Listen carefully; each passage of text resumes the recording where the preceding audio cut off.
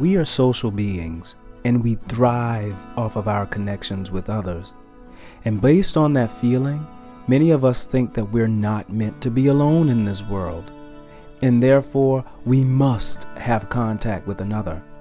And so, feeling pressured in many different ways, we mingle and explore, hoping to connect with a tribe of equal and like-minded individuals. But what we find is that we are so layered and so complex that it causes unavoidable friction, conflict, drama, resistance, and all sorts of exhausting experiences that have you feeling that there is no way I'm meant to be in contact with other people. When it comes to how complicated our modern Western world has made connecting with others, specifically in romance and dating, to eloquently quote a very fitting phrase, out of here with that shit.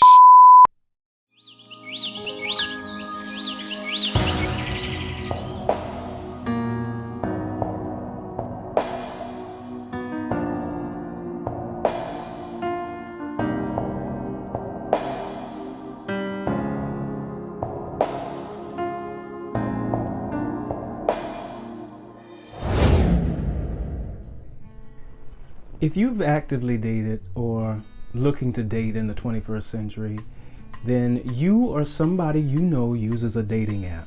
It doesn't have to be a specific app for dating. However, with the rise of any social media app you can download on your device, it's one of the most convenient ways to meet and connect with people who then could become potential mates. A quarter of a century or so before this was the rise of the internet, the World Wide Web, where it gave us chat rooms, message boards, and emails. Before the internet, there were classified paper and magazine ads, word-of-mouth meetings and greetings, bars and social clubs. The interesting convenience now is that every last one of those options still exists. But yet many of us still encounter the inconvenience of fickle, conflicting, unsatisfying connections, hookup encounters. But then a lot of times, you land the potential mate only to end up dealing with so many imbalances that come in the form of physical, mental, emotional infidelity, immaturity, irresponsibility, abuse, neglect, childhood traumas. And here's the biggest one: undisciplined sexual behavior patterns. Make it make sense, Lord. I'm no stranger to dating apps and hookup culture myself, and this isn't to bash or stop those of you that are actively engaged in it. It's been my catalyst for observing and understanding a lot of the imbalanced behavior patterns we tend to deal with in connecting with others. Dating apps and hookup culture in that bastardizes sexual energy. Sexual energy amplifies everything that we do. It amplifies the parts of us that are traumatized and the parts of us that are healed. However, we've been born into a world that hasn't properly informed us of how to harmonize that sexual energy into all aspects of our lives. We've been taught to suppress it rather than openly express it. This in turn leads to obsessions and undercover secret lifestyles. For example, men and women who are sexually on the down low, meaning they are usually living heteronormative public lives, but engaging in homosexual activity in private. This is not to bash them. However, a lot of alter egos and romanticized fantasies, sexual addictions, and personality disorders are also a result of being overcome by these suppressed impulses. Dating apps, hookup culture, social media can be very addictive.